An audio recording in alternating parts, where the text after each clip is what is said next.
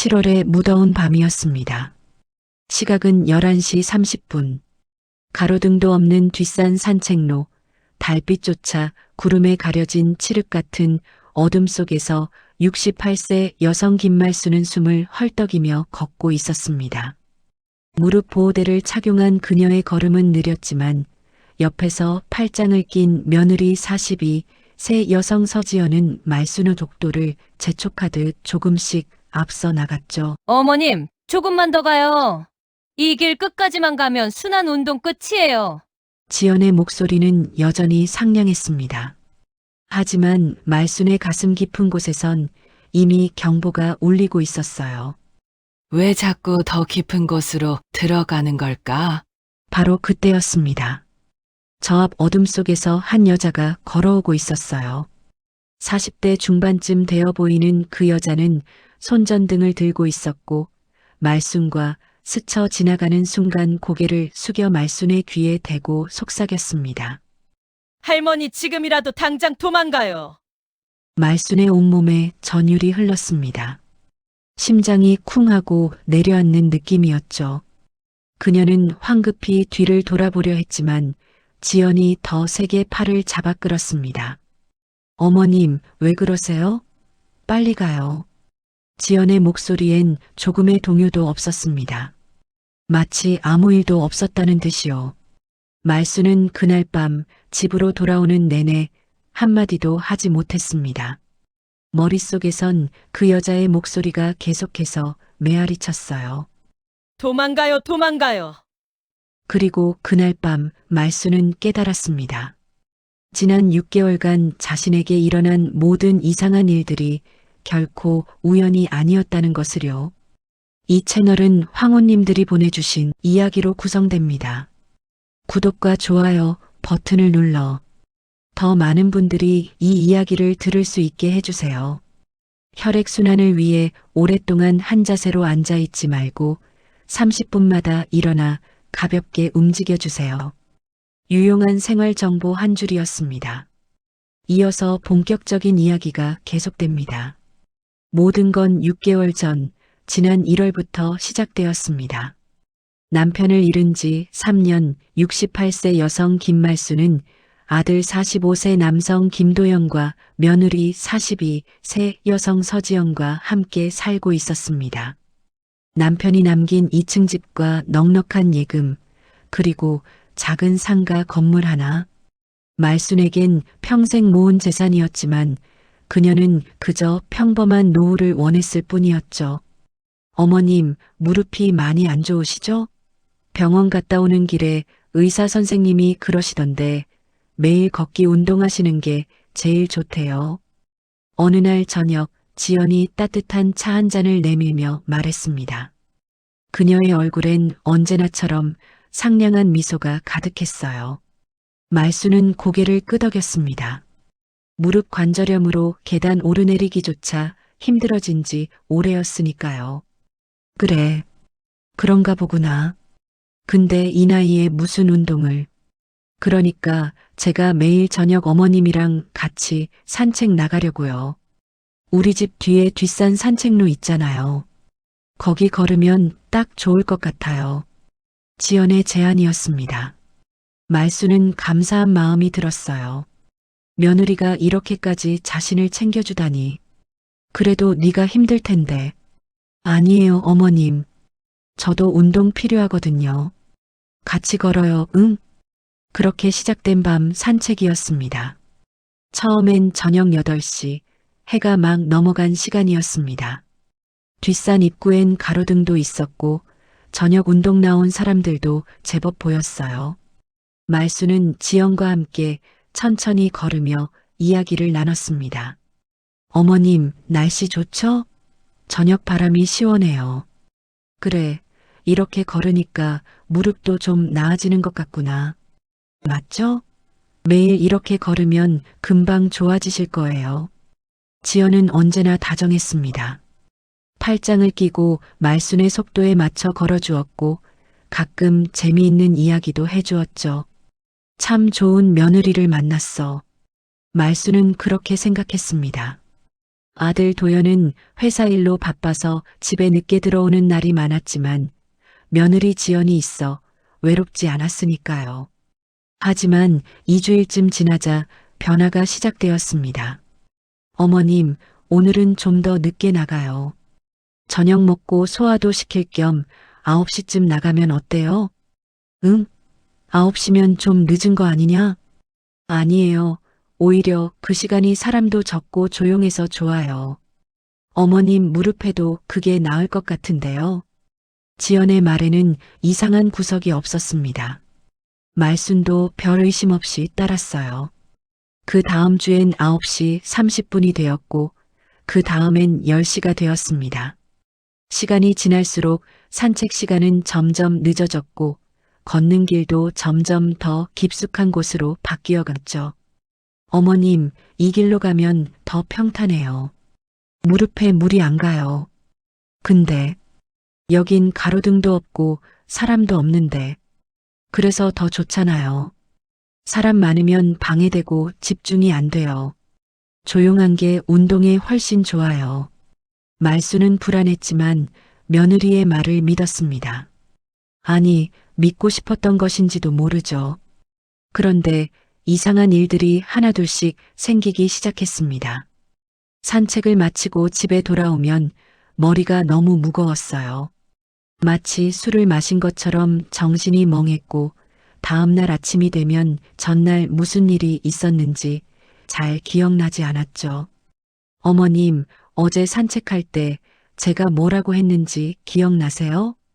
어느 날 아침 지연이 웃으며 물었습니다. 말수는 고개를 갸우뚱했어요.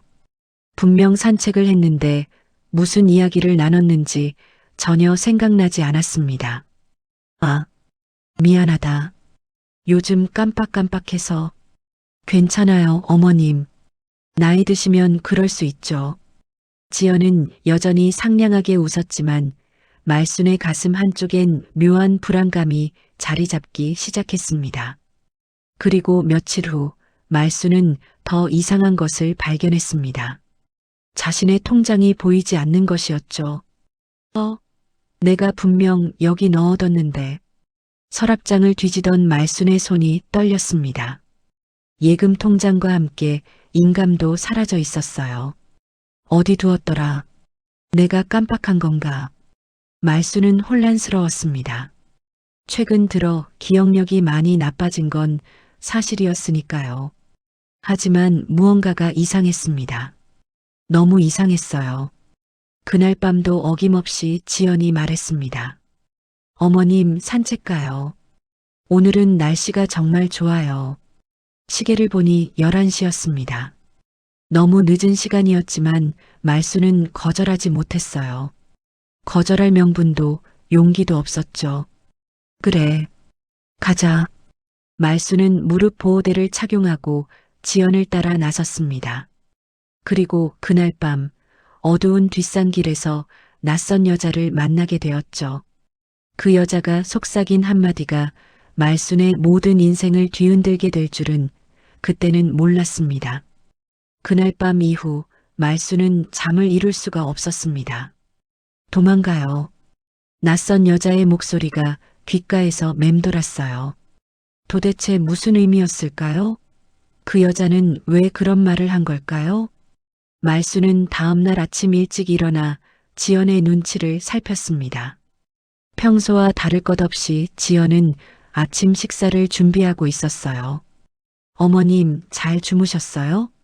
오늘 건강즙 만들었는데 드시고 가세요. 지연이 건네는 보온병. 말수는 그제야 깨달았습니다. 매일 아침 지연이 챙겨주던 그 건강즙, 그리고 밤마다 산책 전에 마시던 수면차. 설마. 말순의 손이 미세하게 떨렸습니다. 하지만 지연 앞에서 내색할 수는 없었죠. 아, 고맙다.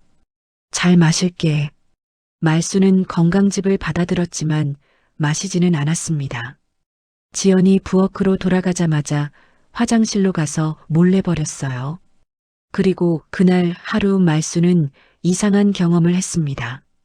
머리가 맑았던 것이죠. 지난 몇 달간 느꼈던 그 무거운 피로감도 멍한 정신도 없었습니다. 오랜만에 정신이 또렷했어요. 이게 그 건강즙 때문이었던 건가? 말수는 서늘한 전율을 느꼈습니다. 믿고 싶지 않았지만 의심은 점점 더 커져만 갔죠. 그날 저녁 말수는 일부러 아픈 척 연기했습니다. 지연아, 오늘은 몸이 좀 안 좋아서 산책 못 나갈 것 같구나. 어머님 괜찮으세요? 어디가 불편하세요? 지연의 얼굴에 순간적으로 스친 표정. 말수는 놓치지 않았어요. 당황, 그리고 약간의 짜증. 무릎이 좀 심하게 아파서 오늘은 쉬어야 할 것 같아. 그럼 어쩔 수 없죠. 푹 쉬세요, 어머님. 지연은 더 이상 권하지 않았습니다. 하지만 그날 밤 11시쯤 말수는 지연이 혼자 밖으로 나가는 소리를 들었어요. 밤 11시에 혼자 산책을 나간다고? 말수는 침대에서 일어나 조심스럽게 창문을 열었습니다. 지연의 뒷모습이 어둠 속으로 사라지는 게 보였죠. 그날 밤 말수는 지연의 방을 살펴보기로 결심했습니다. 아들 도연은 회사 회식으로 늦게 들어온다고 했고 지연은 밖에 나가 있었죠. 지금이 아니면 기회가 없을 것 같았어요. 말수는 조심스럽게 지연의 방문을 열었습니다. 심장이 쿵쿵 뛰었지만 멈출 수 없었어요. 방 안은 깔끔하게 정돈되어 있었습니다. 하지만 책상 서랍을 열었을 때 말수는 숨이 멎는 듯한 충격을 받았죠. 자신의 통장이 있었습니다. 예금 통장뿐만 아니라 인감, 그리고 등기부등본까지. 이게 왜 여기 있는 거지? 말순의 손이 부들부들 떨렸습니다. 더 깊이 서랍을 뒤지자 더 충격적인 것들이 나왔어요. 부동산 매매 계약서 초안, 상가 건물명의 이전 서류, 그리고 수면제와 이름 모를 약병들. 이게 대체... 말수는 그 자리에 주저앉고 싶었습니다. 하지만 시간이 없었어요. 지연이 언제 돌아올지 모르니까요. 그녀는 급히 사진을 찍었습니다. 휴대폰으로 서류들을 촬영하고 통장은 다시 제자리에 놓았죠. 인감만 몰래 꺼내 자신의 방으로 가져왔어요. 그리고 30분쯤 지났을까요? 현관문이 열리는 소리가 들렸습니다. 어머님 주무세요? 지연의 목소리였습니다. 말수는 침대에 누워 자는 척했어요. 숨소리마저 죽이고요. 지연이 방문을 살짝 열고 들여다봤습니다.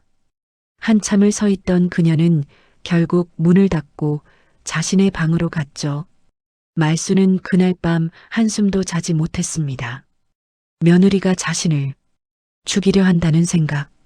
너무나 끔찍했지만 증거는 명백했어요. 어떡하지? 도연이한테 말해야 하나? 하지만 아들이 믿어줄까요? 오히려 자신을 치매 걸린 노인 취급하며 무시하진 않을까요? 말수는 혼란스러웠습니다. 그리고 무서웠어요. 다음 날 아침 지연은 평소와 같았습니다. 어머님, 어제 못 나가셨으니까 오늘은 꼭 산책 나가야 해요. 무릎 운동 빼먹으면 안 되잖아요. 아, 그래. 말수는 대답할 수밖에 없었습니다. 거부하면 의심받을 테니까요. 그날 밤 11시 말수는 다시 지연과 함께 뒷산으로 향했습니다. 하지만 이번엔 달랐어요. 말수는 각오를 했습니다. 낯선 그 여자를 다시 만나야 해. 그 사람이 뭔가 알고 있는 것 같아. 어둠 속을 걸으며 말수는 주변을 살폈습니다. 지연은 평소처럼 팔짱을 끼고 걸었지만 말수는 더 이상 순순히 따르지 않았어요. 지연아, 잠깐만. 신발끈 좀 묶을게. 어머님, 빨리요. 너무 오래 걸리면 안 돼요. 지연의 목소리에 조급함이 묻어났습니다.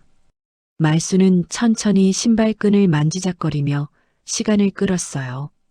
그리고 바로 그때 저 앞에서 익숙한 실루엣이 보였습니다. 손전등을 든 낯선 여자. 바로 그 사람이었어요. 말순의 심장이 다시 한번 크게 뛰었습니다. 기회는 지금뿐이었죠.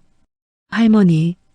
낯선 여자가 손전등을 비추며 급하게 다가왔습니다. 45세 여성 박은희. 그녀의 얼굴엔 절박함이 가득했어요. 어머님, 저 사람 누구예요?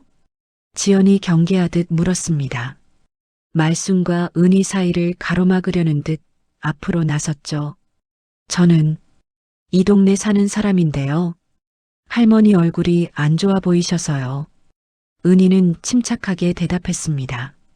하지만 그녀의 눈은 말순을 향해 있었어요.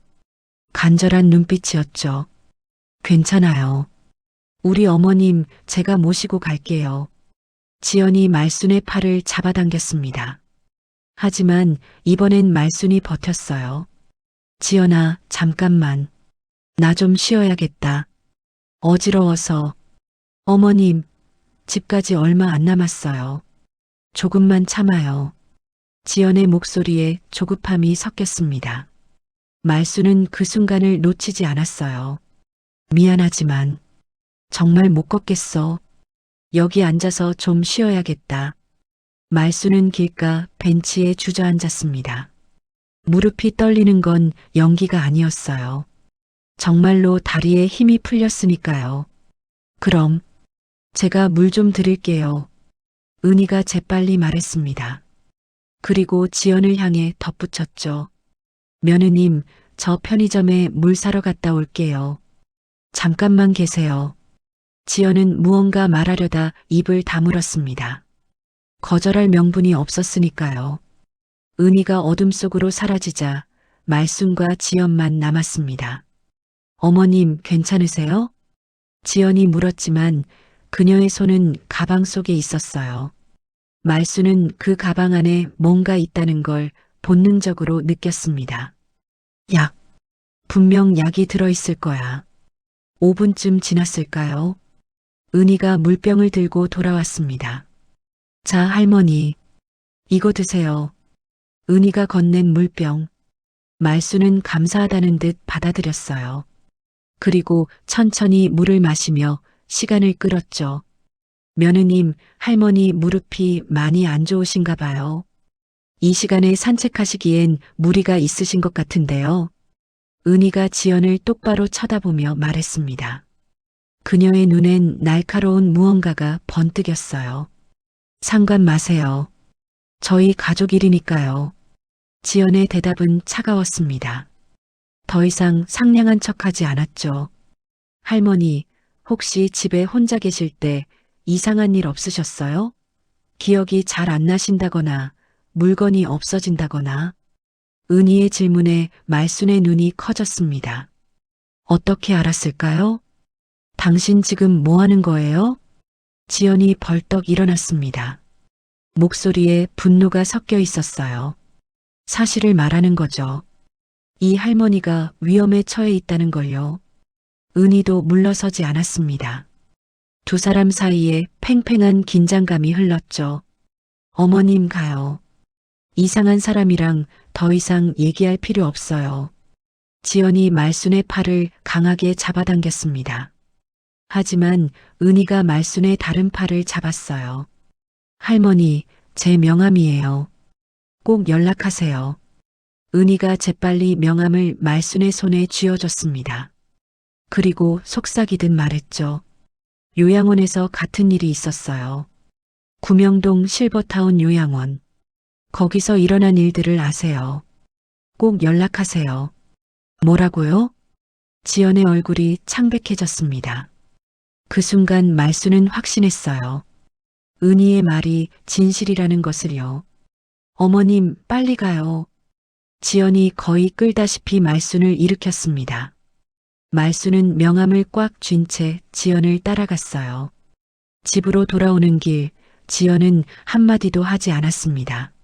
하지만 그녀의 소나기엔 힘이 잔뜩 들어가 있었죠.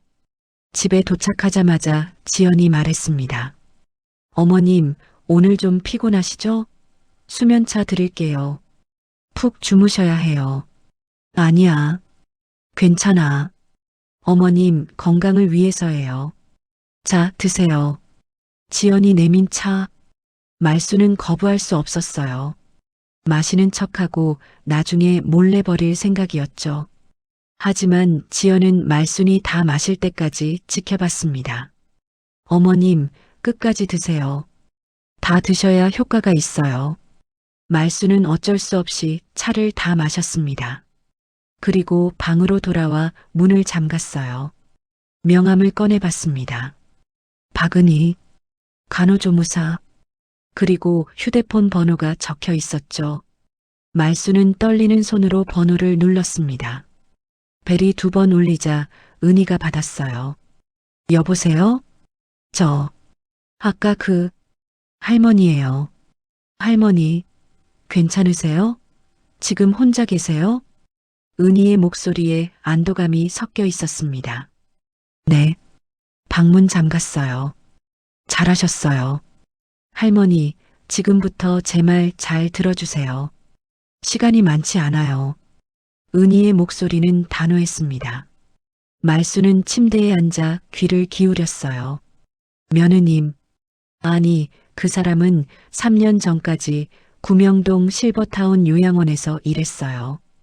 거기서 똑같은 방법으로 노인들한테 접근했죠. 똑같은 방법이요? 밤 산책, 수면제 섞은 차, 기억력 저하 유도, 그리고 재산 이전. 3명의 노인이 그 방법으로 돌아가셨어요. 말수는 숨이 막혔습니다. 돌아가셨다고요? 네. 모두 자연사로 처리됐어요. 하지만 저는 알아요. 그게 자연사가 아니라는 걸요. 약물 과다 복용이었어요. 그런데 왜 경찰에 신고를? 증거가 없었어요. 요양원 원장도 그 사람 편이었고 가족들도 의심하지 않았죠. 노인들은 이미 치매나 건강 문제가 있었으니까요. 말순의 손이 부들부들 떨렸습니다. 그래서 제가 그 요양원을 그만뒀어요. 하지만 그 사람을 계속 주시하고 있었죠. 그러다 이 동네로 이사 온 걸 알았어요. 그리고 할머니를 발견한 거예요. 그럼 그 사람이 말수는 더 이상 말을 잇지 못했습니다. 네, 할머니. 그 사람 목표는 할머니의 집과 재산이에요. 그리고 방법은 뻔해요. 할머니를 서서히 약물 의존 상태로 만들고 인지력을 떨어뜨린 다음 재산을 모두 이전하고 마지막엔 은희의 목소리가 잠시 멈췄습니다. 자연사로 보이게 하는 거죠. 말수는 그 자리에서 울음을 터뜨리고 싶었습니다. 하지만 참았어요. 지연이 들을 수도 있으니까요. 할머니, 지금 차 드셨죠? 그 안에 수면제가 들어있을 거예요. 곧 졸리실 거예요. 그럼 어떡하죠? 내일 낮에 만나요. 사람 많은 곳에서요. 증거를 모아야 해요. 그리고 경찰에 신고해야죠. 네, 알겠어요. 말수는 전화를 끊었습니다. 그리고 정말로 눈꺼풀이 무거워지기 시작했어요. 안 돼. 자면 안 돼. 하지만 약효는 강했습니다. 말수는 결국 침대에 쓰러졌고 깊은 잠에 빠져들었죠. 그리고 그날 밤 말수는 꿈을 꿨습니다. 남편이 나타나 말했어요. 여보, 정신 차려. 지금 깨어나지 않으면 안 돼. 다음 날 아침 말수는 평소보다 일찍 일어났습니다. 머리가 무거웠지만 정신은 또렷했어요. 어젯밤 은희와의 통화 내용이 생생하게 기억났죠. 증거를 모아야 해. 말수는 조용히 방에서 나왔습니다. 지연은 아직 자고 있었고 아들 도연은 이미 출근한 뒤였어요. 지금이 기회였습니다. 말수는 다시 지연의 방으로 들어갔습니다. 어제 본 서랍을 열고 이번엔 더 꼼꼼하게 사진을 찍었어요. 부동산 계약서, 명예 이전 서류, 그리고 약병들. 약병 라벨을 자세히 보니 수면제와 항불안제였습니다. 모두 처방전이 필요한 약들이었죠. 이걸 어떻게 구한 거지? 말수는 더 놀라운 걸 발견했습니다. 병원 처방전이 여러 장 있었는데 환자 이름이 모두 달랐어요. 가짜 신분으로 여러 병원에서 받아낸 것이었죠. 철저하게 계획한 거였구나. 말순의 등골이 서늘해졌습니다. 이게 며느리가 아니라 범죄자였던 거예요. 모든 증거를 휴대폰에 담은 말순은 조심스럽게 방을 나왔습니다. 그리고 은희에게 문자를 보냈어요. 증거 확보했어요. 어디서 만날까요? 답장은 금방 왔습니다. 오전 11시 동네 행정복지센터 앞에서 만나요. 사람 많은 곳이니 안전해요. 말수는 시계를 봤습니다. 9시, 2시간 있었어요. 어머님, 일어나셨어요? 지연의 목소리가 들렸습니다. 말수는 재빨리 거실 소파에 앉았어요. 응, 방금 일어났어. 오늘 아침 건강즙 드세요. 어제 산책 못해서 더 챙겨 드셔야 해요. 지연이 건네는 보온병. 말수는 받았지만 마시지 않았습니다. 아, 잠깐만. 화장실 다녀올게. 말수는 화장실로 가서 건강즙을 변기에 버렸습니다. 그리고 물로 입을 헹궈냈죠. 어머님, 다 드셨어요? 응, 맛있더라. 말수는 거짓말을 했습니다. 처음으로 며느리에게 거짓말을 한 것이었어요. 그럼 저 잠깐 장 보러 나갔다 올게요. 오늘 저녁에 어머님 좋아하시는 거 해드릴게요. 그래. 조심해서 다녀와. 지연이 나가길 기다렸다가 말수는 서둘러 옷을 갈아입었습니다. 그리고 행정복지센터로 향했어요. 11시 정각 은희가 먼저 와 있었습니다. 할머니, 은희 씨. 두 사람은 센터 로비 한쪽 구석에 앉았습니다. 사람들이 드나들긴 했지만 대화하기엔 적당한 곳이었어요. 증거 보여주세요. 말수는 휴대폰을 꺼내 사진들을 보여줬습니다. 은희의 얼굴이 굳어졌어요. 이건 생각보다 더 심각하네요. 할머니, 이거 경찰에 신고해야 해요. 근데 경찰이 믿어줄까요? 그냥 가족 간 오해라고 하지 않을까요? 아니에요. 이건 명백한 범죄 시도예요. 불법 약물 소지, 문서 위조 시도, 그리고 살인 미수까지 의심할 수 있죠. 은희는 단호하게 말했습니다. 저도 증언할 거예요. 구명동 요양원에서 있었던 일들, 그리고 제가 조사한 내용들 모두요. 고마워요. 정말 고마워요. 말수는 눈물을 흘렸습니다. 낯선 사람이 가족보다 더 자신을 지켜주고 있었으니까요. 할머니, 그런데 한 가지 더 해야 할 일이 있어요. 뭔데요? 결정적 증거를 잡아야 해요. 현장에서 범행을 시도하는 모습을요. 현장에서요? 네. 오늘 밤 산책 때 녹음기를 켜두세요. 그리고 일부러 약해 보이세요. 그 사람이 마지막 시도를 할 거예요. 말수는 두려웠지만 고개를 끄덕였습니다. 이게 끝낼 수 있는 유일한 방법이었으니까요. 제가 뒤에서 지켜볼게요. 위험하면 바로 나타날 거예요. 그리고 경찰도 대기시켜 놓을게요. 알겠어요. 두 사람은 세부 계획을 짰습니다. 말수는 녹음기를 준비하고 은희는 경찰과 협조 체계를 구축하기로 했죠. 집으로 돌아온 말수는 평소처럼 행동했습니다. 지연은 장을 보고 와서 저녁 준비를 했어요. 어머님, 오늘 미역국 끓였어요. 어머님 좋아하시잖아요. 고맙구나. 말수는 밥을 먹으며 지연을 관찰했습니다. 여전히 상냥한 미소를 짓고 있었지만 이제는 그 미소가 가면으로만 보였어요. 이 사람이 날 죽이려 했다니. 저녁 식사 후 지연이 말했습니다. 어머님, 오늘 산책 나가요. 어제 못 나가셨잖아요. 응, 그래야겠지. 근데 어머님, 요즘 좀 이상하세요. 무슨 일 있어요? 지연의 눈빛이 날카로워졌습니다. 말수는 가슴이 철렁했지만 태연하게 대답했어요. 아니야. 그냥 나이 들어서 그런가 봐. 요즘 자꾸 깜빡깜빡해서. 그러게요. 어머님 요즘 기억력이 많이 떨어지신 것 같아요.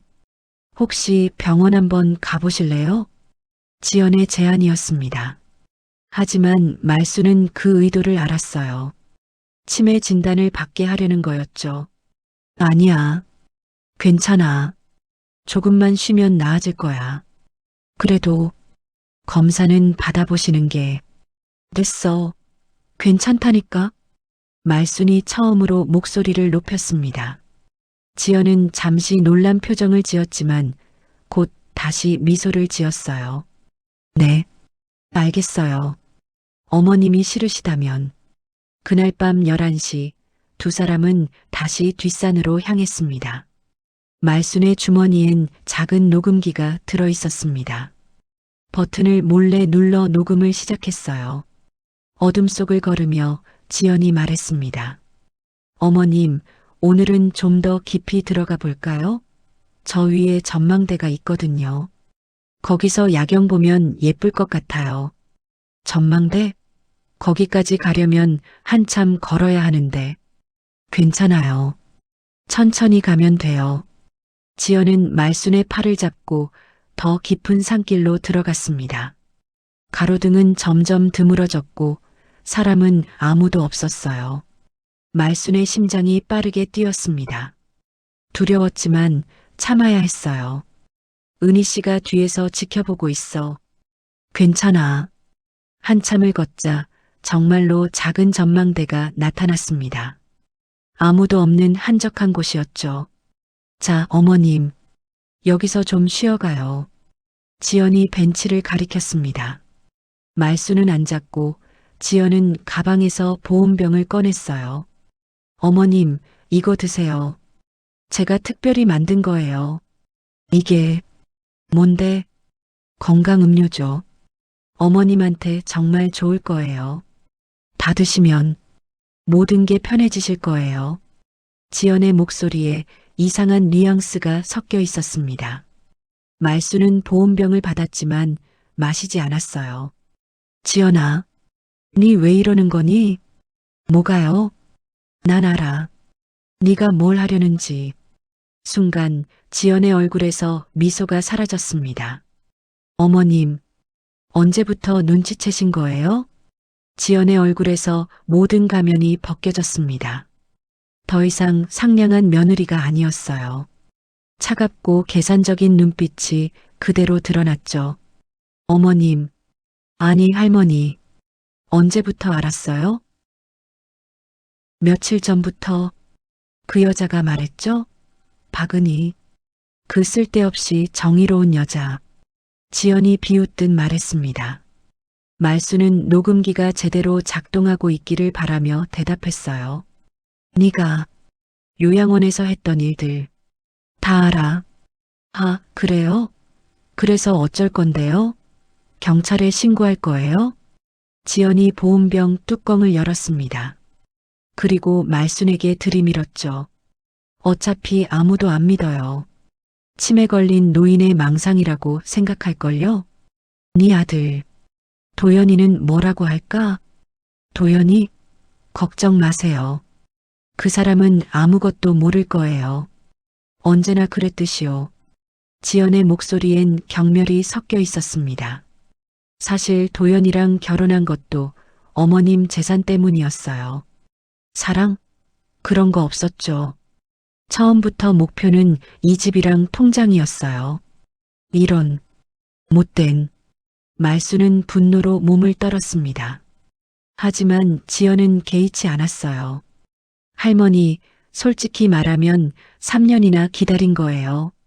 3년. 그동안 착한 며느리 노릇하느라 얼마나 힘들었는지 알아요? 그래서 날 죽이려고.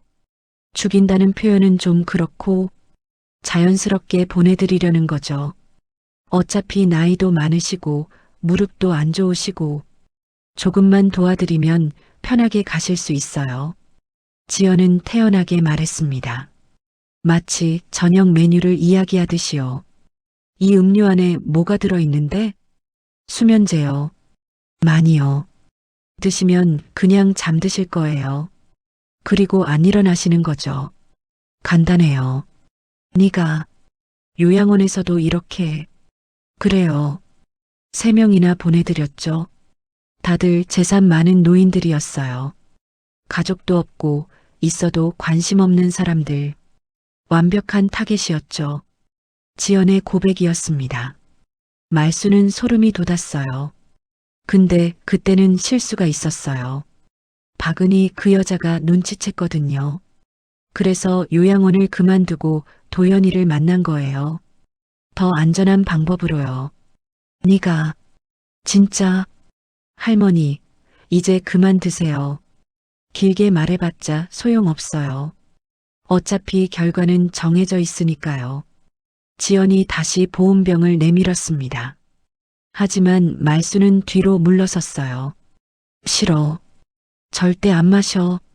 할머니 순순히 하세요. 안 그러면 지연이 가방에서 뭔가를 꺼냈습니다. 작은 주사기였어요. 이걸 써야 하는데 그러면 흔적이 남을 수도 있거든요. 그냥 편하게 음료 드시는 게 나아요. 말수는 뒤로 물러났지만 등 뒤는 난간이었습니다. 더 이상 갈 곳이 없었어요. 도와줘. 누구 없어요. 말순이 소리쳤지만 이곳은 너무 외진 곳이었습니다. 아무도 들리지 않았죠. 소용없어요. 여기까지 소리 안 들려요. 제가 일부러 이곳으로 데려온 거예요. 지연이 주사기를 들고 다가왔습니다. 바로 그때였습니다. 그만해. 어둠 속에서 은희가 뛰어나왔습니다. 손전등을 비추며 지연과 말순 사이를 가로막았죠. 박은희, 네가 여기 왜? 경찰 오고 있어요. 모든 대화 다 녹음됐고요. 은희가 자신의 휴대폰을 보여줬습니다. 녹음 앱이 실행 중이었어요. 뭐라고? 지연의 얼굴이 창백해졌습니다. 그리고 이것도요. 은희가 가리킨 곳엔 작은 카메라가 설치되어 있었습니다. 전망대 한쪽 기둥에 몰래 설치해둔 것이었죠. 영상까지 찍혔어요. 네 고백 전부 다요. 이런. 지연은 당황했습니다. 주사기를 든 손이 떨렸어요. 그리고 멀리서 사이렌 소리가 들렸습니다. 경찰이에요. 더 이상 도망갈 곳 없어요. 은희가 말했습니다. 말수는 그제야 무릎이 풀려 그 자리에 주저앉았어요. 할머니, 괜찮으세요? 응. 고마워. 정말 고마워. 경찰이 도착했고 지연은 체포되었습니다. 증거는 너무나 명백했죠. 녹음 영상, 그리고 가방 속 수면제와 주사기. 저 사람 요양원에서도 똑같은 짓 했어요. 3명의 노인이 의문사했고 모두 이 사람과 연관되어 있어요. 은희의 증언에 경찰은 즉시 구속영장을 신청했습니다. 어머니, 멀리서 도연이 뛰어왔습니다. 회사에서 급히 달려온 모양이었어요. 어머니, 괜찮으세요? 무슨 일이에요? 도연아? 말수는 아들을 보자 눈물이 쏟아졌습니다. 도연은 상황을 이해하지 못한 채 어머니를 안았어요. 지연이가 어머니한테 무슨 짓을 한 거예요? 경찰이 도연에게 상황을 설명했습니다. 도연의 얼굴은 점점 창백해졌죠. 그럴 리가 없어요. 증거가 다 있습니다. 따님 부인은 계획적으로 어머님을 해하려 했어요. 도연은 멍하니 서 있었습니다. 믿고 싶지 않았지만 현실이었으니까요. 어머니, 미안해요. 제가 몰랐어요. 제가 더 잘 챙겼어야 했는데. 됐어. 이제 됐어. 말수는 아들의 손을 잡았습니다. 원망하고 싶었지만 아들도 피해자였으니까요.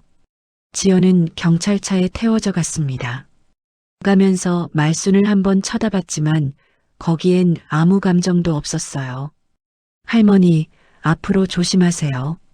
이런 일이 다시는 없도록요. 은희가 말했습니다. 말수는 그녀의 손을 꽉 잡았어요. 은희 씨, 네가 아니었으면 난 괜찮아요. 제가 해야 할 일을 한 거예요. 두 사람은 한참을 말없이 서 있었습니다. 그날 밤 말수는 집으로 돌아왔습니다. 지연이 사용하던 방은 텅 비어 있었어요. 말수는 자신의 방으로 들어가 통장과 인감을 꺼냈습니다. 모두 무사했죠. 이제 안전해진 거야. 하지만 마음 한구석은 여전히 허전했습니다. 믿었던 사람에게 배신당한 상처는 쉽게 아물지 않을 것 같았어요. 경찰서에서의 조사는 이틀간 계속되었습니다. 지연은 처음엔 모든 걸 부인했지만 증거 앞에서 결국 자백했어요. 네, 제가 했어요. 모두 계획한 거예요. 조사실에서 지연의 고백이 이어졌습니다. 말순과 은희, 그리고 도연은 유리창 너머에서 그 장면을 지켜봤죠. 서지연 씨, 구명동 실버타운 요양원에서의 사건들도 인정하십니까? 네. 3명의 피해자, 72세 여성 박정숙, 80세 남성 김영호, 75세 여성 이순자. 모두 당신이 수면제를 과다 투여해 사망에 이르게 한 겁니까? 네. 지연의 목소리는 담담했습니다. 후회나 죄책감은 전혀 느껴지지 않았어요. 동기가 뭡니까? 돈이요. 그 사람들 재산이 필요했어요. 그래서 살인이라고 하기엔 그냥 편하게 보내드린 거예요. 어차피 오래 못 사실 분들이었으니까요. 형사가 책상을 쳤습니다. 사람 목숨을 뭘로 보는 겁니까? 수단이요. 지연의 대답에 유리창 너머 말수는 눈물을 흘렸습니다. 도연은 고개를 숙인 채 아무 말도 하지 못했죠. 은희는 분노로 주먹을 불끈 쥐었어요. 저 여자, 정말. 조사는 계속되었습니다. 김말순 씨에게 접근한 것도 계획적이었습니까? 네. 도연 씨를 만난 것도 우연이 아니에요. 재산 많은 시니어가 있는 가정을 찾았고 도연 씨가 적당했죠. 결혼도 계획의 일부였다는 건가요? 물론이죠. 처음부터 목표는 시어머니 재산이었어요. 도연 씨는 그냥 통로였을 뿐이에요. 도연이 유리창을 주먹으로 쳤습니다. 이런 나쁜. 말순이 아들의 손을 잡았어요. 됐어. 이제 됐어. 어머니, 제가 바보였어요. 제가 어머니를. 아니야. 네 잘못이 아니야. 하지만 도연의 눈엔 눈물이 가득했습니다. 자신이 데려온 여자가 어머니를 죽이려 했다는 사실을 받아들이기 힘들었죠. 조사가 끝나고 지연은 구속되었습니다. 살인미수, 살인, 문서위조, 약물 불법 소지 등 여러 혐의였어요. 경찰서를 나서는 말순에게 담당 형사가 말했습니다. 할머니, 정말 위험한 순간이었습니다. 박은희 씨가 아니었다면. 알아요. 정말 고마워요. 은희 씨한테도 경찰분들한테도. 앞으로 조심하세요. 그리고 혹시 이상한 일 있으면 바로 신고하시고요. 네, 그럴게요. 말수는 은희와 함께 경찰서를 나왔습니다. 도연은 혼자 남아 이혼 서류를 작성한다고 했어요. 은희 씨, 정말 고마워. 네가 아니었으면 난. 할머니, 괜찮아요. 사실 저도 죄책감이 있었거든요. 죄책감? 요양원에서 일어난 일들. 제가 더 빨리 막았어야 했는데 증거가 부족하다는 핑계로 미루다가 세 분이 돌아가셨잖아요. 은희의 목소리에 슬픔이 묻어났습니다. 그래서 이번엔 절대 놓치지 않으려고 했어요. 할머니를 보호해야 한다고 생각했죠. 고마워. 정말 고마워. 두 사람은 한참을 말없이 걸었습니다. 할머니, 앞으로 어떻게 하실 거예요? 글쎄, 모르겠어. 이 나이에 또 뭘 어떻게 해. 가족이랑 천천히 회복하세요. 도연 씨도 힘들어 보이던데요. 그래. 그 아이도 피해자니까. 말수는 한숨을 쉬었습니다. 근데 은희 씨는 어떻게 지연이를 계속 주시하고 있었어? 요양원 그만두고 나서도 그 사람 동향을 체크했어요. SNS, 결혼 기록, 이사 온 곳까지. 혹시 또 같은 짓을 할까 봐요. 그랬구나. 그러다 할머니가 그 사람이랑 밤마다 산책하는 걸 봤어요. 요양원 때랑 똑같은 패턴이더라고요. 그래서 확신했죠. 또 시작했구나. 은희의 설명에 말수는 고개를 끄덕였습니다. 네가 아니었으면 정말 이제 안전해요, 할머니. 그 사람 오래 못 나올 거예요. 그래. 그랬으면 좋겠어. 집으로 돌아온 말수는 텅 빈 거실에 앉았습니다. 지연이 사용하던 물건들은 모두 치워졌고 집은 이상하게 조용했어요. 도연은 아직 돌아오지 않았습니다. 아마 혼자 시간이 필요할 것 같았죠. 말수는 창밖을 바라봤습니다. 이제 끝난 건가? 하지만 가슴 한쪽은 여전히 무거웠습니다. 믿었던 사람의 배신, 그 상처는 쉽게 아물지 않을 것 같았어요. 3개월 후 재판이 열렸습니다. 말수는 도연 그리고 은희와 함께 법정에 출석했어요. 방청석엔 요양원 피해자 유족들도 와 있었죠. 피고인 서지연 앞으로 판사의 호명에 지연이 들어왔습니다. 수감복을 입은 그녀는 처음 봤을 때와는 완전히 달라 보였어요. 상냥한 미소는 온데간데 없고 무표정한 얼굴뿐이었죠. 피고인은 3건의 살인죄, 1건의 살인미수죄, 문서위조, 약물 불법 소지 및 사용 등의 혐의로 기소되었습니다. 피고인, 인정합니까? 네, 인정합니다. 지연의 대답은 간결했습니다. 검사가 증거를 제시하기 시작했어요. 피고인은 2021년부터 2023년까지 구명동 실버타운 요양원에서 근무하며 3명의 노인을 수면제 과다 투여로 사망케 했습니다. 방청석에서 흐느끼는 소리가 들렸습니다. 피해자 유족들이었죠. 피고인은 피해자들의 신뢰를 얻은 후 재산을 가로채고 증거를 없애기 위해 살해했습니다. 검사는 계속해서 증거를 제시했어요. 은행 거래 내역, 약물 구매 기록, 그리고 은희의 증언까지. 또한 피고인은 2023년 김도연 씨와 결혼하면서 시어머니 김말순 씨를 대상으로 동일한 범행을 계획했습니다. 말순이 증인으로 나섰습니다. 증인, 피고인이 어떤 방법으로 접근했는지 말씀해 주시겠습니까? 네. 처음엔 무릎 운동을 도와준다며 밤 산책을 제안했어요. 그리고 점점 시간을 늦추고 사람 없는 곳으로 갔죠. 그리고 건강즙과 수면차를 권했습니까? 네. 매일 아침 저녁으로 마시라고 했어요. 마시고 나면 머리가 멍하고 기억이 잘 안 났어요.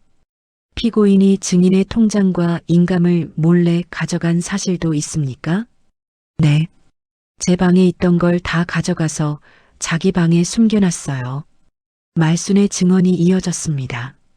방청석에서는 분노의 목소리가 터져나왔죠. 조용히 하십시오. 판사가 법봉을 두드렸습니다. 다음은 은희의 차례였어요. 증인, 피고인의 과거를 어떻게 알게 되었습니까? 저는 구명동 실버타운 요양원에서 간호조무사로 일했습니다. 피고인과 같은 시기에 근무했죠. 그때 무슨 일이 있었습니까? 피해자 3분이 잇따라 사망했습니다. 모두 수면제 과다 복용으로 추정되었지만 자연사로 처리됐죠. 증인은 의심했습니까? 네. 3분 모두 피고인과 가까웠고 사망 직전 재산 이전이 있었습니다. 하지만 증거가 부족해 신고하지 못했어요. 은희의 목소리에 후회가 묻어났습니다. 그래서 피고인을 계속 주시했습니까? 네. 혹시 또 같은 일이 벌어질까 봐요. 그러다 김말순 할머니를 발견했고 즉시 개입했습니다. 은희의 증언은 강력했습니다.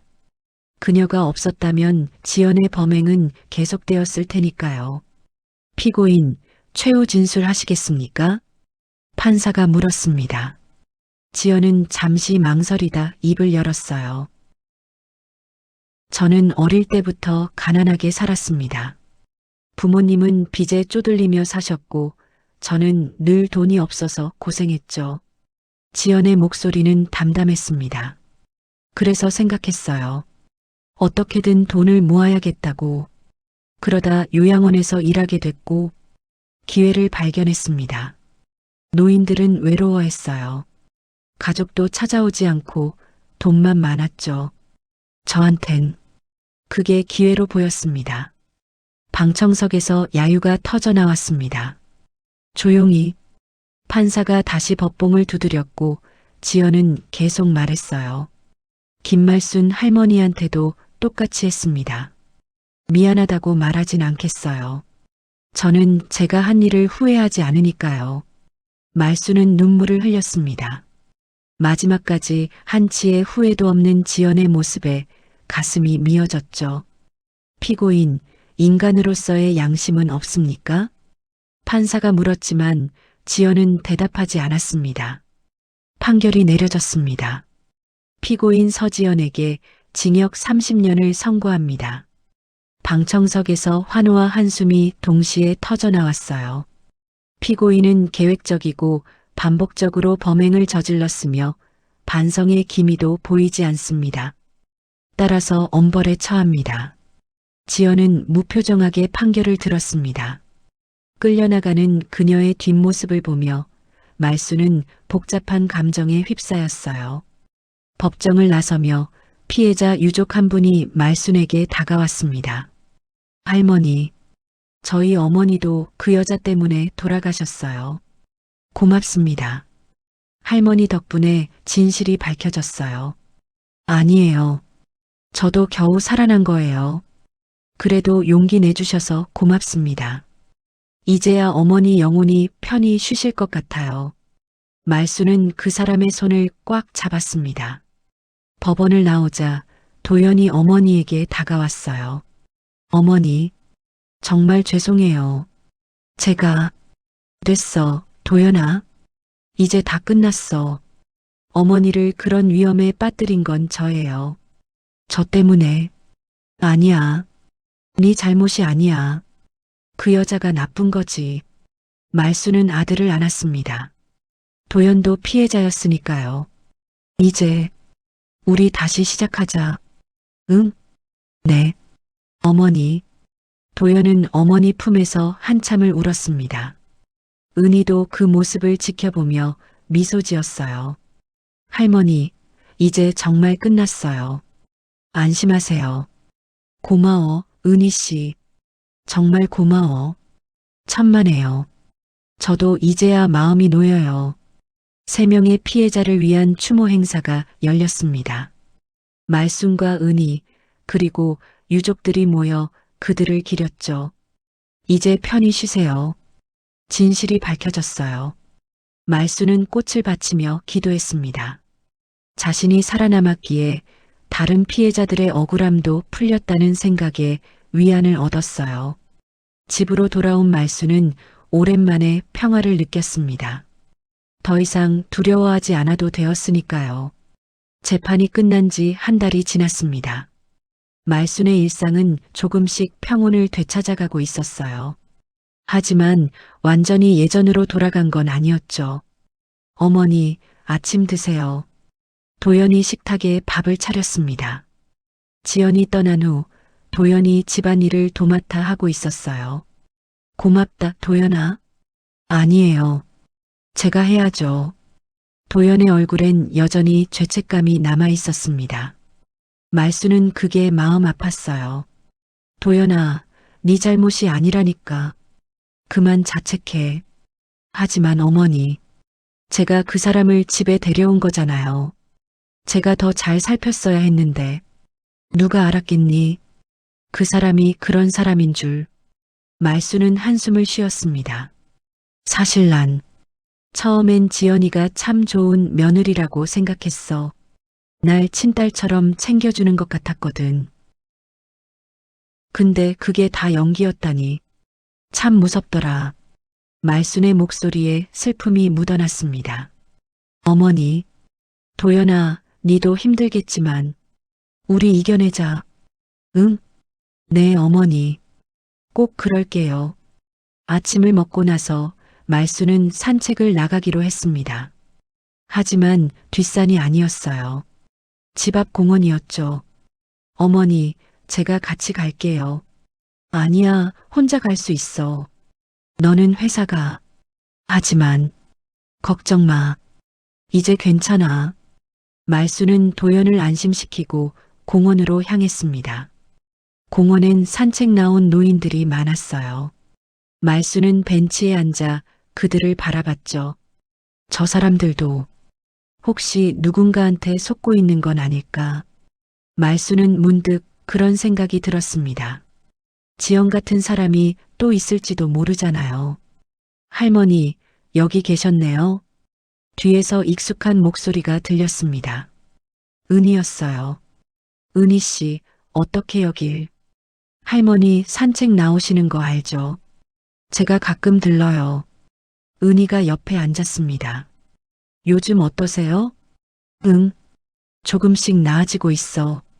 근데 완전히 괜찮아진 건 아니야. 당연하죠. 시간이 필요해요. 두 사람은 잠시 말없이 앉아 있었습니다. 은희 씨는 어떻게 그렇게 용기를 낼 수 있었어? 말순이 물었습니다. 무슨 말씀이세요? 요양원에서 그 일들을 보고 계속 추적하고 쉽지 않았을 텐데 사실 무서웠어요. 그 사람이 저한테도 뭔가 할까 봐요. 은희의 얼굴에 두려움이 스쳤어요. 하지만 누군가는 해야 했어요. 제가 모른 척하면 피해자가 더 늘어날 테니까요. 고맙다. 정말 고마워. 할머니, 제가 말씀드리고 싶은 게 있어요. 은희가 진지한 표정으로 말했습니다. 뭔데? 할머니처럼 혼자 사시는 노인분들 정말 조심해야 해요. 지연이 같은 사람들이 생각보다 많거든요. 그래. 네. 노인들의 외로움과 신뢰를 이용하는 사람들이요. 요양사기, 재산사기, 심지어 살인까지. 은희의 설명에 말수는 소름이 돋았습니다. 그래서 제가 할머니한테 부탁드리고 싶은 게 있어요. 뭔데? 할머니 경험을 다른 노인분들한테 알려주세요. 강연이나 인터뷰를 통해서요. 내가 그런 걸? 네. 할머니 이야기가 다른 분들한테 경각심을 줄 수 있어요. 그리고 저도 함께하고 싶어요. 은희의 제안이었습니다. 말수는 잠시 생각했어요. 내가 그럴 수 있을까? 할 수 있어요. 할머니는 이미 용기를 내셨잖아요. 그래. 생각해 볼게. 며칠 후 말수는 지역 노인복지관에서 작은 강연을 하기로 했습니다. 여러분, 안녕하세요. 저는 68세 김말순입니다. 강연장엔 50여 명의 노인들이 모여 있었어요. 저는 얼마 전 제 며느리한테 죽을 뻔했습니다. 청중들이 술렁였습니다. 말수는 자신의 경험을 하나하나 이야기했어요. 밤 산책, 이상한 증상, 사라진 통장, 그리고 은희와의 만남까지. 저는 며느리를 믿었습니다. 친딸처럼 믿었죠. 하지만 그 믿음이 저를 죽음 직전까지 몰고 갔어요.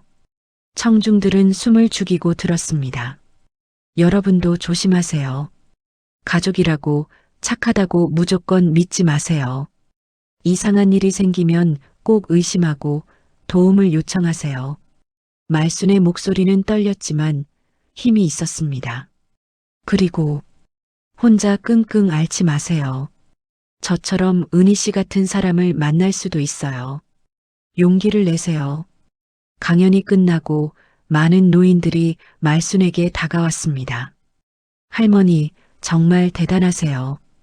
저도 비슷한 일을 겪었는데 저희 집도 딸이 자꾸 통장을 보자고 해서 다양한 이야기들이 쏟아졌습니다. 말수는 하나하나 귀 기울여 들었어요. 내 경험이 누군가한테 도움이 될 수 있구나. 말수는 새로운 의미를 찾았습니다. 그날 밤 집으로 돌아온 말수는 도연에게 말했습니다. 도연아, 나 앞으로 노인 사기 예방 활동할 거야. 어머니? 정말요? 응. 내 경험이 누군가한테 도움이 될 것 같아서. 어머니, 대단하세요. 도연은 어머니를 안았습니다. 말순도 아들을 꽉 안았어요. 도연아, 우리 이제 정말 새로 시작하는 거야. 알았지? 네, 어머니. 꼭 그럴게요. 그날 밤 말수는 오랜만에 편히 잠들었습니다. 악몽도 두려움도 없었어요. 계절이 바뀌어 가을이 왔습니다. 말수는 이제 정기적으로 노인복지관에서 강연을 하고 있었어요. 은희와 함께 노인 사기 예방 캠페인도 시작했죠. 할머니, 오늘 신청자가 100명이 넘었대요. 은희가 기쁜 얼굴로 말했습니다. 정말? 그렇게 많이? 네. 할머니 이야기가 입소문을 타고 있어요. SNS에도 올라가고요. SNS? 그게 뭔지는 잘 모르겠지만 많은 분들이 관심 가져주시니 다행이네. 말수는 미소 지었습니다. 오늘도 강연이 있는 날이었어요. 시청 대강당에서 열리는 대규모 행사였죠. 여러분, 안녕하세요. 말순이 무대에 섰습니다. 100여 명의 청중이 박수를 보냈어요. 제 이야기가 뉴스에도 나가고 많은 분들이 관심을 가져주셔서 놀랐습니다. 하지만 이건 제 이야기만이 아니에요. 말수는 침착하게 말을 이었습니다. 여러분 중에도 비슷한 일을 겪으신 분들이 계실 거예요. 혹은 지금 겪고 계실 수도 있죠. 청중들이 고개를 끄덕였습니다. 가족이라고, 친한 사람이라고 무조건 믿지 마세요. 이상한 일이 생기면 의심하고 주변에 도움을 요청하세요. 그리고 무엇보다 여러분 스스로를 소중히 여기세요. 여러분의 재산, 여러분의 삶, 여러분의 권리를 지키세요. 강연이 끝나고 한 할아버지가 손을 들었습니다. 할머니, 저도 비슷한 일을 겪고 있어요. 손자가 자꾸 돈을 빌려달라고 하는데 어떻게 해야 할까요? 거절하세요. 가족이라도 명확한 이유 없이 돈을 요구하면 의심해야 해요. 하지만 손자인데 손자라고 해도요. 진짜 필요하다면 정확한 이유를 말할 수 있을 거예요. 애매하게 돈만 달라고 하면 조심하세요. 말순의 조언에 할아버지는 고개를 끄덕였습니다. 또 다른 할머니가 질문했어요. 저는 딸이 제 통장을 관리하고 싶다고 하는데 안 되는 건가요? 직접 관리하세요. 가족이라도 통장은 본인이 관리하는 게 제일 안전해요. 정 필요하면 공동 명의로 하시되 꼭 정기적으로 확인하세요. 말순의 대답은 명확했습니다. 강연 후 많은 사람들이 상담을 요청했어요. 말순과 은희는 한 사람 한 사람 이야기를 들었죠. 할머니 덕분에 용기가 났어요. 저도 신고할게요. 고맙습니다. 우리 어머니도 비슷한 일을 겪었는데 이제야 이해가 되네요. 감사 인사가 이어졌습니다. 말수는 뿌듯했어요. 내 아픔이 누군가에게 도움이 되다니. 저녁 집으로 돌아온 말순을 도연히 반겼습니다. 어머니, 오늘도 수고하셨어요. 저녁 준비했어요. 고맙다, 도연아. 식사를 하며 도연이 말했습니다. 어머니, 오늘 회사에서 어머니 강연 영상 봤어요. 동료들이 다들 대단하시다고. 그래, 창피하네. 아니에요. 정말 자랑스러워요. 어머니가 이렇게 강하신 분인 줄 몰랐어요. 도연의 눈에 눈물이 맺혔습니다. 도연아, 어머니 덕분에 저도 많이 배웠어요. 가족을 진짜로 사랑한다는 게 뭔지, 책임이 뭔지. 됐어, 애야. 이제 다 지나간 일이야. 어머니, 앞으로 제가 정말 잘할게요. 약속해요. 알아, 아들. 엄마 믿어. 두 사람은 오랜만에 따뜻한 저녁 시간을 보냈습니다. 며칠 후, 말순과 은희는 구명동 실버타운 요양원을 방문했습니다. 지연의 피해자들을 추모하기 위해서였죠. 여기가 그 요양원이구나. 네. 이제는 운영진이 다 바뀌었어요. 그래도 여기서 일어난 일들은 잊을 수 없죠. 두 사람은 요양원 정원에 작은 추모비를 세웠습니다. 박정숙, 김영호, 이순자. 세 분을 기리며 비문을 읽으며 말수는 눈물을 흘렸어요. 편히 쉬세요. 진실이 밝혀졌어요. 은희도 함께 기도했습니다. 이제 다시는 이런 일이 없도록 제가 지킬게요. 두 사람은 한참을 서 있었습니다. 그날 저녁 말수는 일기를 썼습니다.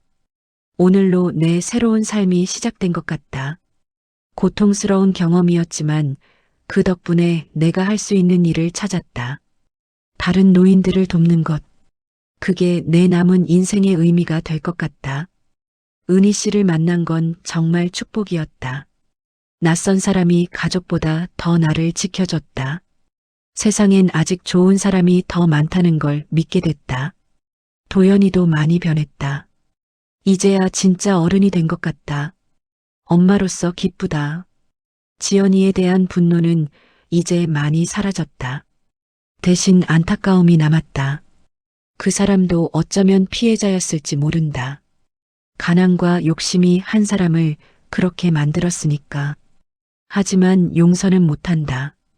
세 명을 죽이고 나까지 죽이려 했으니까. 그저 다시는 이런 사람이 나오지 않기를 바랄 뿐이다.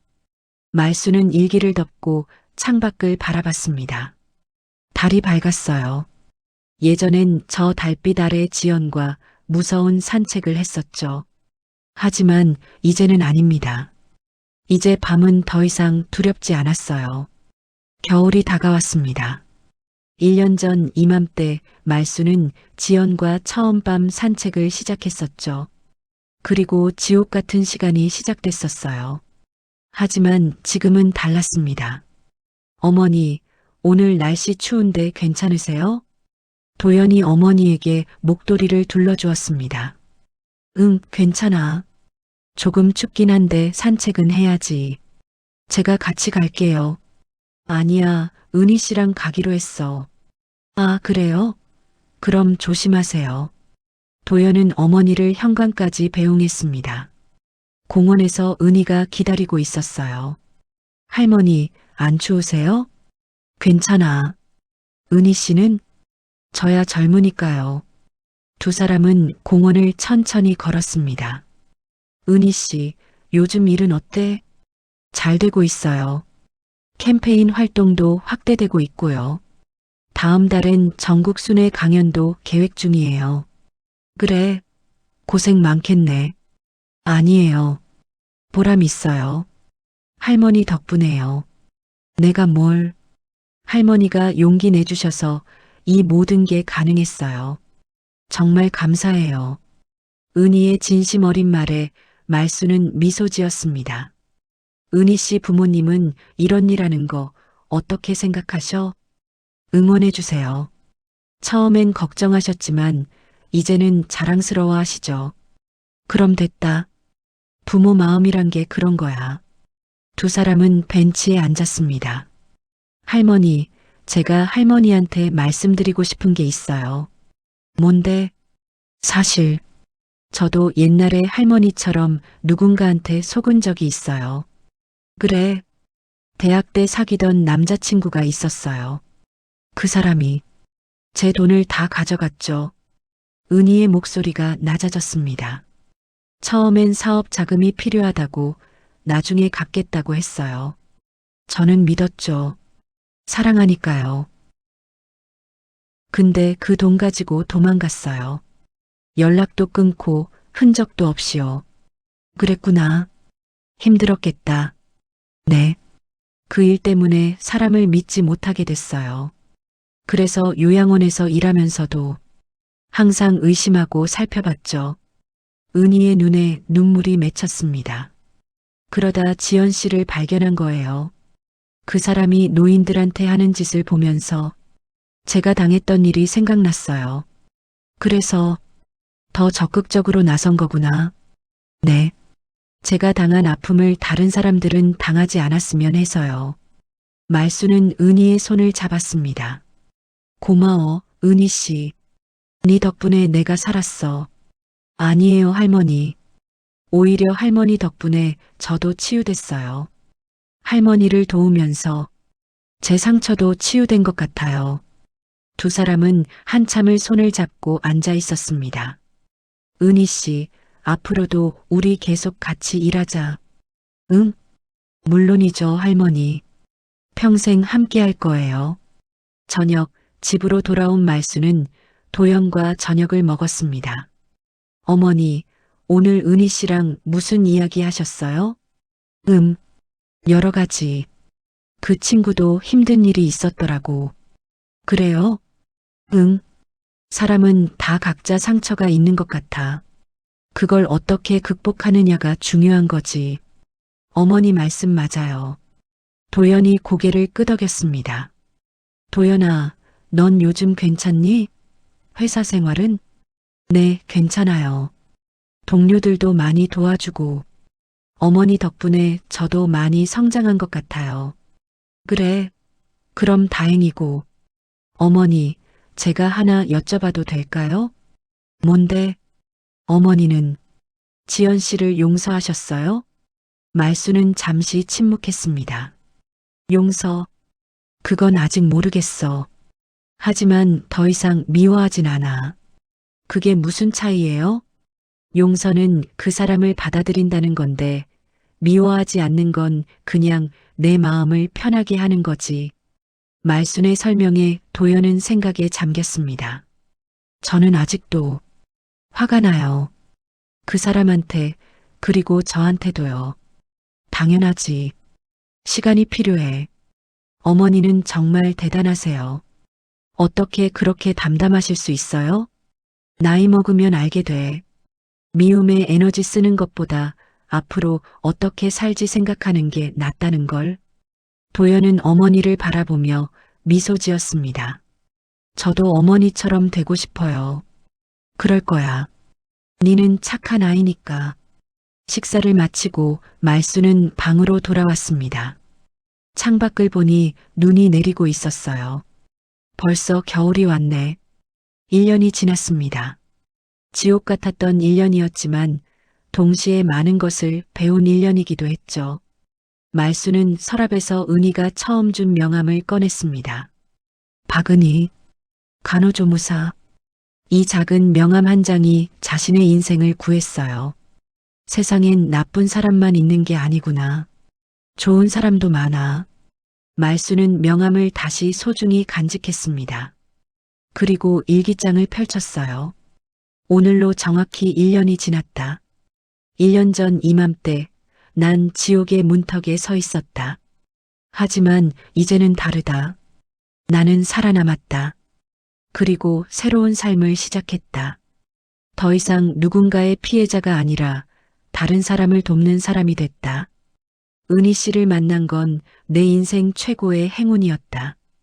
이제 그녀는 내 며느리보다 더 가까운 가족이다. 도연이도 많이 성장했다. 이제 진짜 믿을 수 있는 아들이 됐다. 지연이에 대해선 더 이상 생각하고 싶지 않다. 그 사람은 그 사람 인생을 살 테고 난 내 인생을 살 거다. 앞으로 남은 시간 의미 있게 살고 싶다. 다른 노인들을 돕고 은희 씨와 함께 좋은 일을 하면서 그게 내가 이 끔찍한 경험에서 찾은 의미다. 말수는 일기장을 덮고 잠자리에 들었습니다. 창밖엔 여전히 눈이 내리고 있었어요. 하얗고 깨끗한 눈. 마치 새로 시작하라는 의미 같았죠. 말수는 편안하게 잠들었습니다. 더 이상 악몽은 없었어요. 봄이 왔습니다. 말수는 집 앞 정원에 꽃을 심고 있었어요. 장미, 백합, 그리고 튤립. 어머니, 꽃 예쁘네요. 도연이 나와서 말했습니다. 그치? 올해는 정원을 예쁘게 가꿔보려고. 저도 도와드릴게요. 그래, 고맙다. 부자가 함께 꽃을 심고 있을 때 현관벨이 울렸습니다. 제가 볼게요. 도연이 가서 문을 열었어요. 안녕하세요, 도연 씨. 은이었습니다. 그녀의 손엔 케이크 상자가 들려 있었죠. 어머니, 은희 씨 오셨어요. 어서 와, 은희 씨. 말순이 반갑게 맞이했습니다. 할머니, 오늘 할머니 생신이잖아요. 케이크 사왔어요. 아이고, 그럴 것까지야. 당연히 해야죠. 할머니 70세 생일인데요. 세 사람은 거실에 모여 앉았습니다. 케이크에 촛불을 켜고 생일 축하 노래를 불렀어요. 할머니, 소원 빌으세요. 말수는 눈을 감고 소원을 빌었습니다. 우리 모두 건강하고 행복하게, 그리고 다시는 이런 끔찍한 일이 일어나지 않기를. 촛불을 끄고 케이크를 자르며 도연이 말했습니다. 어머니, 오늘 제가 특별한 선물 준비했어요. 선물? 뭔데? 도연이 서류 봉투를 꺼냈습니다. 이게 뭐니? 어머니 명의 재산보호 신탁 서류예요. 이제 누구도 어머니 동의 없이는 어머니 재산에 손댈 수 없어요. 말수는 서류를 받아들었습니다. 도연아, 이런 걸 어머니를 지키는 거예요. 다시는 그런 일이 없도록요. 고맙다, 아들. 말순의 눈에 눈물이 맺혔습니다. 은희도 선물을 꺼냈어요. 저는 이거요. 액자였습니다. 말순과 은희가 함께 찍은 사진이 담겨 있었죠. 우리 처음 만난 날 찍은 거예요. 기억나세요? 그럼 기억하지. 그날 네가 나한테 명함을 줬었지. 네. 그때부터 우리 인연이 시작된 거예요. 고마워, 은희 씨. 정말.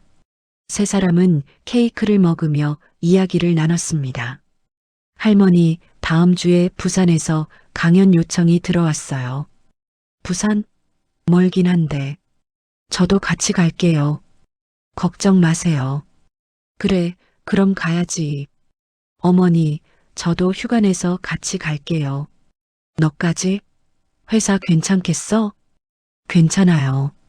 어머니 일이 더 중요하죠.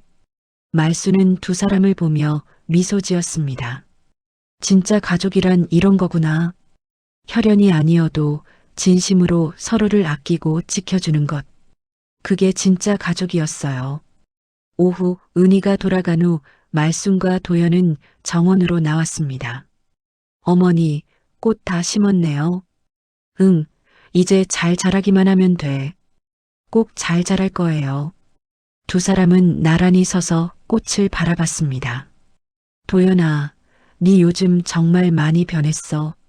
엄마가 자랑스럽다. 어머니, 제가 변한 게 아니라 어머니가 저를 변하게 하신 거예요. 무슨 소리야? 어머니가 그렇게 힘든 일을 겪으면서도 굴하지 않으시는 걸 보고 저도 강해져야겠다고 생각했어요. 그래. 고맙다. 어머니야말로 고마워요. 저한테 두 번째 기회를 주셔서요. 도연이 어머니를 안았습니다. 말순도 아들을 꽉 안았어요. 우리 앞으로도 잘 지내자. 응? 네, 어머니. 꼭요. 저녁이 되었습니다. 말순은 혼자 방에 앉아 창밖을 바라봤어요.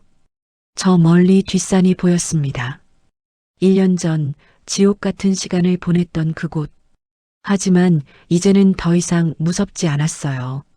말수는 일기장을 펼쳤습니다. 오늘이 내 70번째 생일이다. 작년 이맘때만 해도 이 생일을 맞을 수 있을지 몰랐다. 하지만 나는 살아남았다. 그리고 더 강해졌다. 지연이는 교도소에 있다. 30년형. 아마 평생 못 나올 것이다. 가끔 그 사람 생각을 한다. 미움은 아니다. 그냥 안타까움이다. 그 사람도 어쩌면 피해자였을지 모른다. 가난과 욕심이 한 사람을 괴물로 만들었으니까. 하지만 그래도 용서는 못한다. 3명의 목숨을 앗아갔으니까. 은희 씨는 내 인생의 은인이다. 아니, 은인을 넘어 진짜 가족이다. 혈연보다 더 강한 유대감을 느낀다. 도연이도 이제 진짜 어른이 됐다. 이제 믿을 수 있다. 앞으로 남은 시간 의미 있게 살 것이다. 다른 노인들을 돕고 좋은 일을 하면서 더 이상 두렵지 않다. 밤도 사람도 미래도 나는 살아있다. 그리고 행복하다. 말수는 일기장을 덮었습니다. 그리고 서랍에서 등기부등본을 꺼냈어요. 자신의 이름이 선명하게 적힌 그 서류. 이제 이건 누구도 빼앗아갈 수 없었습니다. 말수는 등기부등본을 꽉 쥐었습니다. 나는 살아남았어. 그리고 이제 진짜 내 인생을 살 거야. 창밖에 보름달이 떠올랐습니다. 밝고 따뜻한 달빛. 말수는 미소 지으며 창문을 닫았습니다. 더 이상 밤은 두렵지 않았으니까요. 이번 황혼 사연 어떻게 들으셨나요? 못된 며느리를 혼내주고 자신만의 삶을 찾은 한 여성의 이야기가 감동적이지 않았나요? 황혼 온도계 채널은 여러분의 소중한 사연을 기다리고 있습니다. 영상 정보 또는 고정 댓글에 적힌 메일 주소로 사연을 보내주세요. 다음에도 황혼님들에게 들려줄 재밌고 귀중한 사연으로 돌아오겠습니다. 오늘 하루도 행복하세요.